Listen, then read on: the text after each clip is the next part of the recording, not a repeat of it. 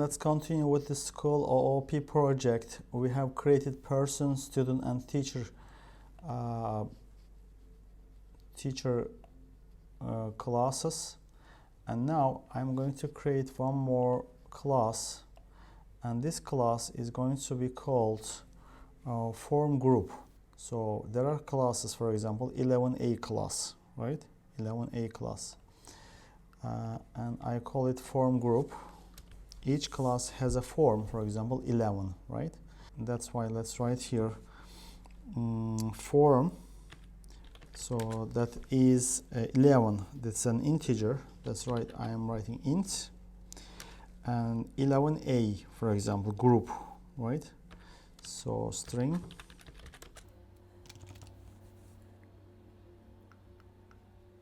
group, and also they have year, or which year, for example 11A from which year, so it will be integer also year. And also there's a teacher will be in the teacher type, in the teacher class, okay?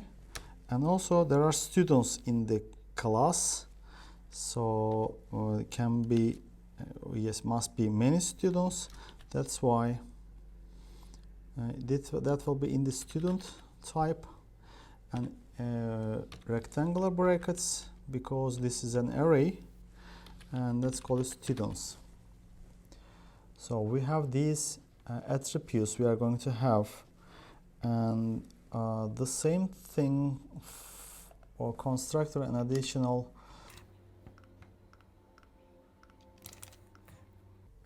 setters and getters for that also we are going to have.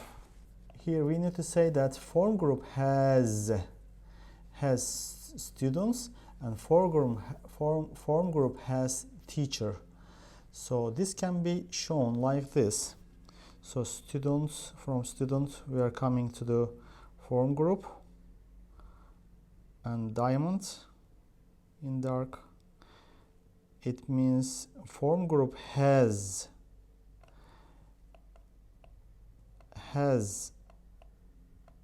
so form group has a student. This is called aggregation. This is called aggregation. As you remember that when we say student is a person, this is inheritance.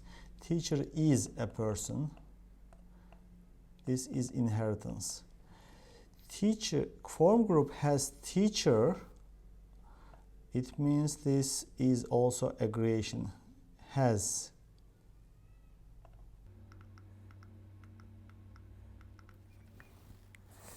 Okay, after defining this, let's go and let's create form group class.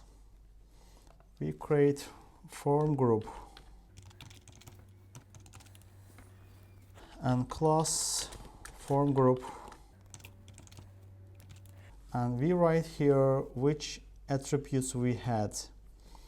They are private int form, private string group int here. So we have a teacher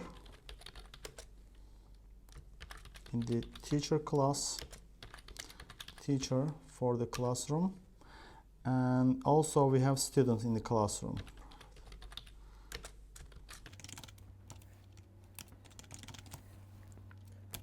Of course, can be also number of students, which can be maximum in the class. Let's set it private int maximum number of students, maximum number of students, and we are going to add students to the class, and that will be number of students, how many students we have, but maximum how many we have. Int, let's call it number of students.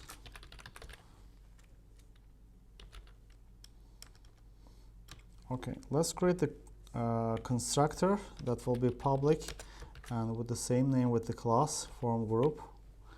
And when we create a form group, what do we need to know? Year. First, let's write the year and form and group and group.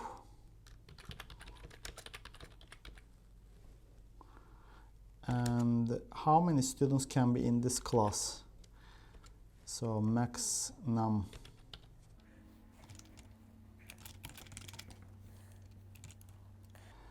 And we are assigning them year to year and the others also.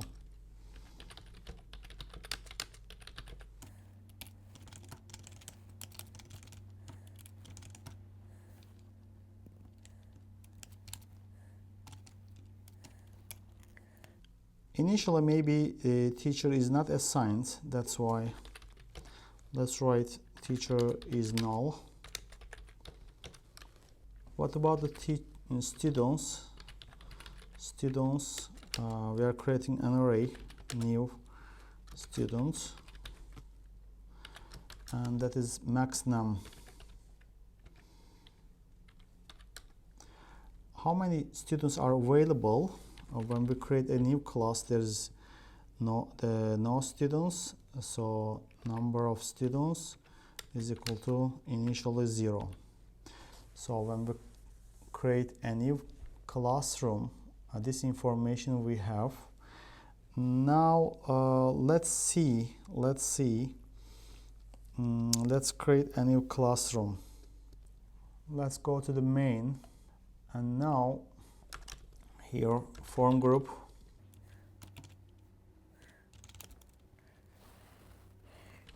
Let's write form group 1, new form group.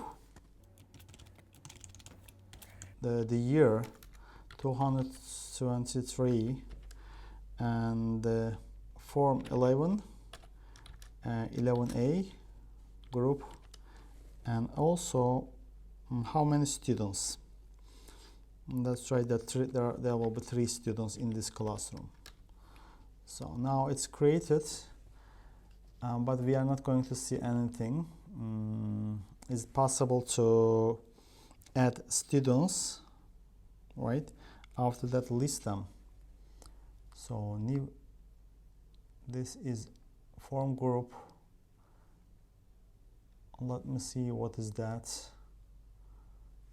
Constructor, and that is in the form group.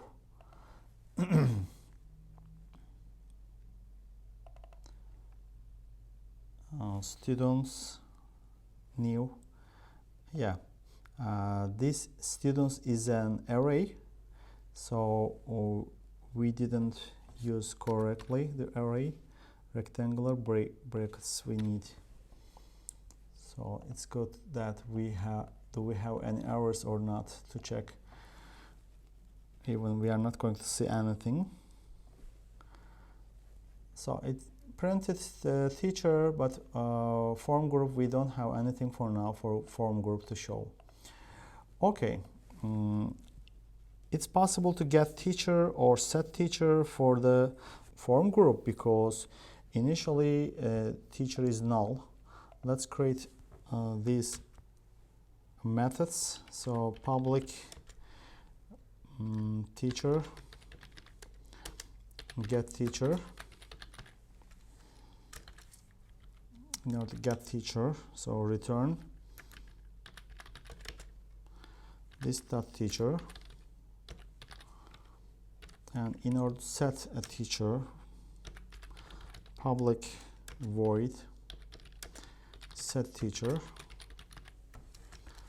and we are setting this teacher to teacher.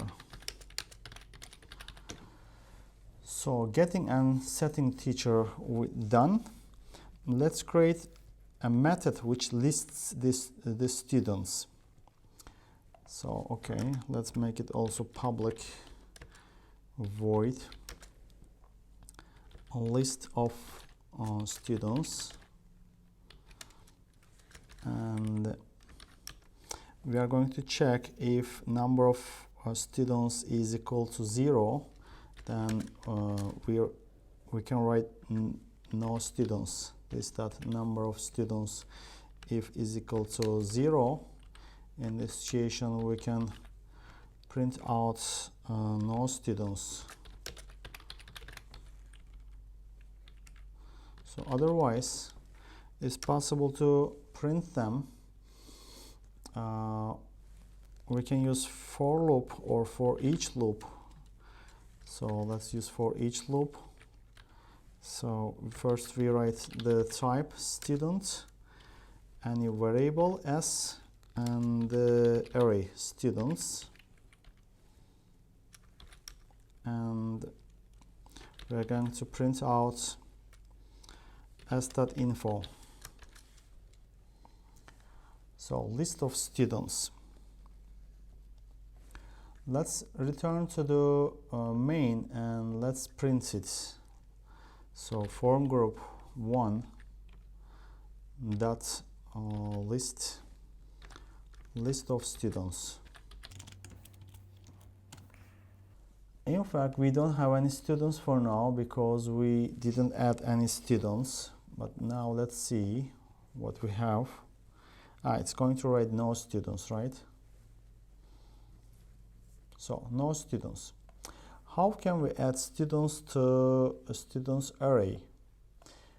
To do that, we are going to add one more method, add student, public void add student.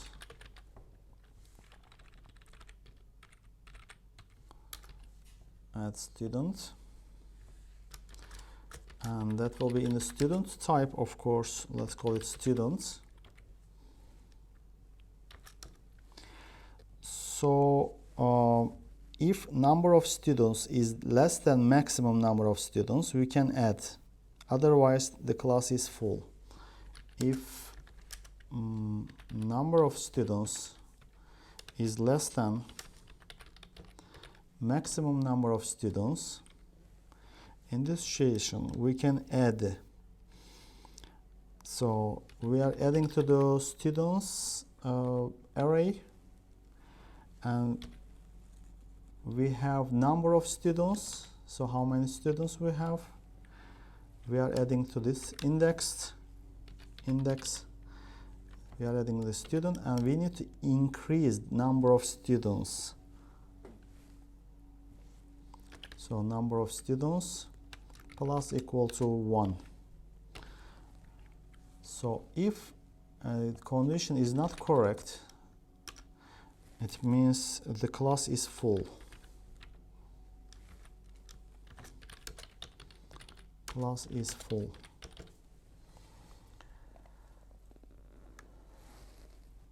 So we need to add 3 students now. After that, it's possible to list the students, and one by one we can add, we can create a loop here in order to add them.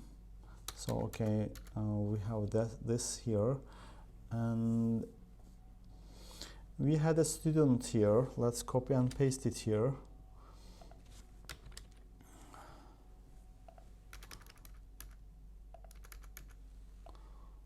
First student, second and the third student. We have 3 students. So I'm not going to show their information, just creating them. First, second and the third student. Let's call them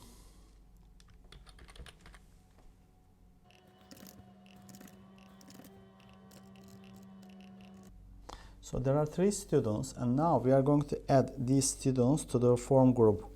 We are going to use this method, so add student method. Add student method we can use. We are adding them form group 1 to add students.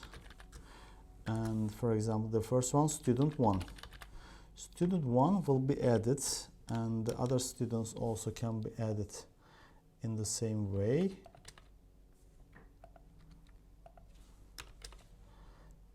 and student 2 and student 3. After that, let's show these students in this classroom. Let's see. So that was teacher. Initially in the class we don't have any students. After that, after adding the students, we can list the student names and surnames and student IDs. In this video we learned how can we use aggregation. So has a, so form group has a student, form group has a teacher. So how can we implement that? Also we learned. So in the form group you see that we have teacher and student classes used. Okay, this is the end of the videos. In this series we learned OOP basics on a school system project. We learned encapsulation, polymorphism and aggregation and some other basic concepts of OOP. I hope that it was useful for you.